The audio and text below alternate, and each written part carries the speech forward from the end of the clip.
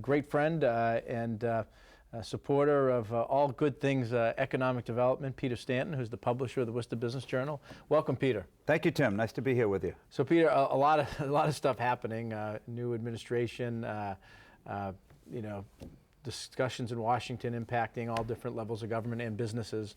And we also have, with the turn of the calendar, every February, a great event that we work with you on, the Chamber, the economic forecast. Yeah. So we've been doing this obviously together for years. And, on the one hand, I think if we look at the economy, say, it's been growing since 2010. We've had 7 years of an extended period of low but steady growth, and things feel steady. But then you look at sort of the national political scene, and we've got sort of, I would argue, a disruptor in the CEO chair down there in Washington. And I think that has brought a lot of uncertainty, and a lot of the economy and investment depends on certainty and predictability. Right. So I think it's a fairly volatile time, and so I think the timing is quite good for us to sort of get a snapshot of what's going on internationally, nationally, regionally, locally, and how does that play out to the economy here in Central Mass? And I think we would agree, not all disruption is bad. No, but how that's right. If everything's disruptive, then we've got some concerns. But that's right. But how do you balance all of those things? Yeah. Go ahead. Yeah, and so you mentioned, how does that all kind of play out regionally and locally, and quite frankly, I think our forum, with some of our panelists, gives us an opportunity to kind of give those viewpoints of the economies and things that are happening and how they may or may not play out. Yeah. So just to let your viewers know, it's the events on Thursday, February 16th, and we're going to have. And so I mentioned sort of the national scene, the regional scene, and the local scene, and so.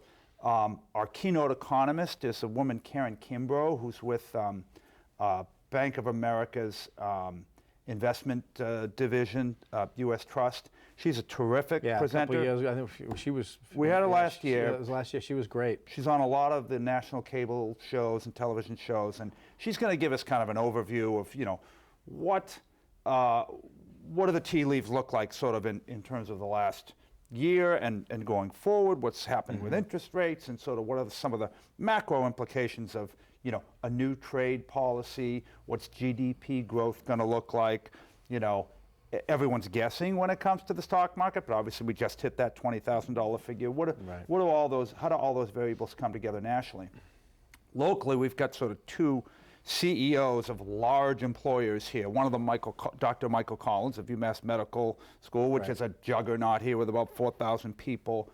Significant amount of federal money coming in on NIH grants is a big part of what they do, and Michael's always got, some extraordinary radar on sort of how those tea leaves are going to play out, and sort of what does this national scene mean to us. And then the other senior executive is Tim Mayman from IPG Photonics, arguably the most successful public company in Central Mass in the last decade. Yeah, incredible. I mean, kind of unique manufacturer, lasers and kind of things that they do, and as you said, very successful company. Yeah, it's a laser technology company. They're out of Oxford. They started in 1990. So we look back, and we were both in the city, and they started then, and now they're doing the last quarter. Their sales were $280 million, so they're on pace for doing over $1 billion. Close to 1,000 employees down there in Oxford. I know close to another 100 going into a new facility in Marlborough where they're doing advanced engineering. So just a terrific company, and how they see the future will be really important. And then our third person is Tom White, a professor, an economics professor at Assumption, who's been studying Worcester and Worcester County and really drilling down on some of the regional economic indicators. Yeah, and I think the quarterly report, and I think for all of us who kind of watch this, you have these statistics come out about national unemployment, underemployed. What does the Bureau of Labor Statistics mean? To have somebody be able to take all that data and then kind of decipher it to say here's what it, and drill down, here's what it means locally, has been a great, I think, benefit for everybody kind of in the business. It's been terrific, and I think there are a lot of sectors. You talk about healthcare and what's going on in that area, education, another major industry, manufacturing. I know we've talked a lot about that, and you've got a group looking at manufacturing. And one of the big challenges right now, wasn't true 2010, is that our unemployment rate's 3.9%, and one economist would argue that that's close to a net zero. And so we got industries wanting to grow, Right. and we got a significant workforce problem. So, you know, doing really well in a sustainable way has its challenges as well. So there's pressure on wages, and sort of how do all these factors kind of play into, you know, what's going to happen on the ground in 17 is what we'll And talk Peter, about. you know, this event, you know, 300-400 people, it's something that, you know, it's one of those moments where, you know, we're all busy and people run around, but this is one event where the feedback after is people just really feel that, you know, for the couple hours they're there, they really kind of get a lot, and there's really substantive media information, conversation, question and answer. So if people are interested in coming, how do they do that, and where is it? So it's at the Beechwood Hotel, and it's Thursday morning, so you got to be a morning person. Yeah, yeah. Starts at 7:30, and it's Thursday, February 16th. You can register online at the Worcester Business Journal's website, which is wbjournal.com, or just put Worcester Business Journal in, Yeah. and you'll look at the events button, and then that'll lead you straight to a registration. But I agree with you. I think we've had tremendous feedback over the years by just being able to get senior executives, a really strong economist, and just talk about, you know, what's happening with firms in our region. And I think this year will be especially of interest because of the volatility on the national scene. Right, and we always got to remember we got a couple great sponsors for this event. We have some terrific ones. Obviously, the Chamber and the Business Journal, Bank of America. We've got Clark University also as a sponsor, and John Chetrashivos from Clark is going to be our moderator.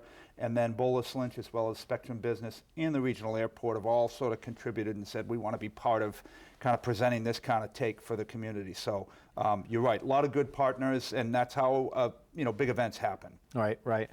You know, and you touched on an issue, you know, with the unemployment rate the way it is, single biggest issue, and I've talked about it on the show and regularly, you know, with our members, policymakers, people in the workforce, talent turnpike work. It's workforce pipelines development. So, you know, as we're talking about education, we're talking about worker retraining, as workforce competitiveness, as we're talking about national immigration policy, all of those things touch this employer need, which is motivated and trained employees. Yeah, and if you know, we've done some of this, you know, when you interview CEOs of local companies and you talk to them about immigration, you know, you could have a separate conversation about a wall in Mexico, but they are an important driver to our economy. And, you know, I think that's one of the dangers. If we have a very low unemployment rate and we're shutting the valve down on sort of new workers coming into the country, that's a real problem. And it's a real problem right here in Central Mass, where we have, you know, a very rich, we've had a very rich flow of immigrants come and become extremely important, not only as workers in companies to sort of fill those jobs that we kind of talk about at maybe lower levels. Entrepreneurs. Entrepreneurs and CEOs. We run a list of new business and corporations that comes directly from the state. Right. And I'm inferring, if I sort of say, you can tell from the last name where someone's coming Right. from. But if you look at that, the amount of businesses being formed by people who are immigrants to this country is extraordinary. Right. It's an extraordinarily high percentage. So there's a lot of entrepreneurial energy coming from that sector that we've got to make sure that Massachusetts is doing its part to keep that flow coming and keep our businesses. Well, when you think about it, I mean, you know, they're risk takers. I mean, someone is willing to risk lives, their safety, their family to come to the United States, risk, you know, failure, risk everything they've known, leaving a country to come here. So they're starting a business, and the risk that inherently comes with that, you know, they're up for that challenge. And and so we talk about risk, and then there's also sort of work ethic, and I think that's the other sort of part. When you're proving it, and you know, you want to make things better for that next generation. I mean, look, that's not. We could talk about today's immigrants. That's a story of America, right? And all of our, you know, forefathers, you know, sort of played that role. So I think that, you know, that workforce problem is something we've got to really focus in on. You know, we tie it into also when we look at the drivers, and that's where someone like Chancellor Michael Collins can add some, you know, real perspective and value to the conversation that we're going to have on the 16th. Is, you know, Central Mass economy, healthcare, but right behind that, in terms of the highest employer, is higher ed. Right. And we have students increasingly from across the globe, people doing research at our colleges and universities from across the globe that create jobs, come up with cures and inventions. Yeah, and when you talk about, you know, you talk about those admissions offices, and I think we're well aware, a lot of international students are paying the full freight, even if that's $50,000 to $60,000. A lot of scholarships to, you know, families of U.S. citizens that earn it through merit or need, and that's an important factor there. And, I'm not going to throw you in this bucket, Tim. You're a younger fellow, but I'm in that baby boom generation, and that's one of the other challenges that we have is that a lot of our workforce is heading into that retirement sector. And when you look at the demographics of exactly who's coming into the workforce when it comes to New England, just folks that are produced by New England residents, that number's shrinking a little bit. So that's just one more complicating factor. And so I think taking a big look at this, whether it's infrastructure spending, workforce, GDP growth, I think we'll mix that all in and give folks some valuable insight when it comes to the event on the 16th. So as we close out the segment, again, we want to, a real action-packed, substantive conversation. And again, if people want to, Worcester Business Journal, they want to sign up, learn more about it. You just go right online. You can also, you go right online at wbjournal.com, and it's Thursday morning, February 16th. Or just give us a ring, or the chamber a ring, and we'll send you to the right person. We'll figure it out. If you're not online, we'll figure it out and get you to the event. Well, set your alarm clock a little early, February 16th. It's worth getting up for and taking a few hours to listen and learn about the Central Mass economy and where it's heading, given what's happening in Washington. So